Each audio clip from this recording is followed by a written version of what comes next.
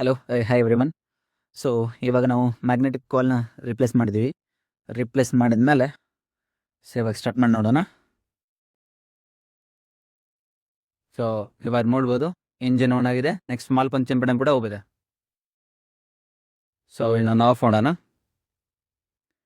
So ಈ ಥರ mall function button on ಆದ ತಕ್ಷಣ ಫಸ್ಟ್ ಏನು ಮಾಡಬೇಕಂದ್ರೆ ಫಸ್ಟ್ ಒಂದು ಬ್ಯಾಟ್ರಿ ಚೆಕ್ ಮಾಡಬೇಕು, second hand magnetic coil. So next magnetic coil ಯಾವ ಥರ ರಿಪ್ಲೇಸ್ ಮಾಡಿದ್ವಿ ಅಂತ ತೋರಿಸ್ತೀನಿ.